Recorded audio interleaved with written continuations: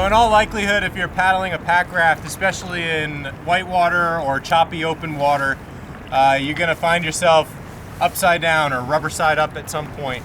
And because pack rafts are so hard to roll, the go-to self-rescue technique is called the wet re-entry. So before that happens, you need to have a wet exit dialed, which is where pulling this skirt comes in. Like I said, most of the time when you flip, you'll come out automatically, but if you don't panic, just make sure you pull that skirt. Practicing this wet entry technique is critical. You really need to be able to do this in your sleep anytime you're paddling whitewater. So practicing on a pond like this is perfect. So the first thing you're gonna do is you're gonna tip out of your boat. As you can see, I didn't pull my skirt, I came out automatically. But if I'm floating down a river or if I'm floating in a lake now, I obviously need to flip my boat over and I need to get back in. And I like to think of this in terms of pulling the boat underneath you rather than pulling yourself up onto the boat.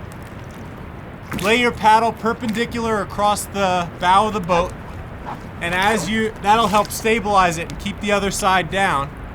And use the buoyancy of your life vest to kind of pull yourself up, kick as you're doing it, and stick your butt in the seat, and then start paddling, get to shore, empty your boat out, reset, take a breath, that kind of thing.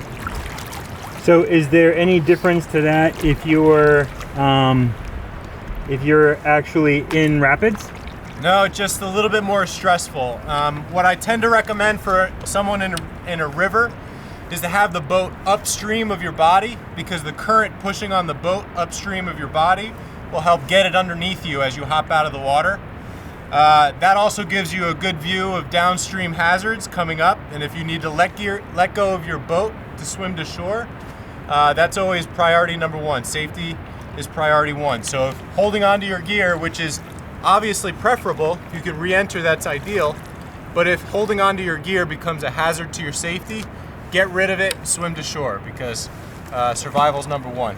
The other thing is a lot of people have a tendency to have their bodies be really vertical in the water when they're doing this. In a river, that's not ideal because you want to be aware of possible foot entrapment underneath. So you want to keep your feet shallow and don't let them go too deep so that you touch the bottom. You don't want to touch the bottom. You want to be able to do this without touching the bottom. So it's really good and really important to practice that without pushing off the bottom. So in my few whitewater situations, like they've always said to if you fall out, go feet first. Yeah, so if you're swimming and you need to collect yourself, the defensive swimming position in whitewater is feet first, downstream, toes up, nose up. You keep your feet off the ground and you're floating downstream. Obviously in this position, you're not really setting yourself up to re-enter your boat.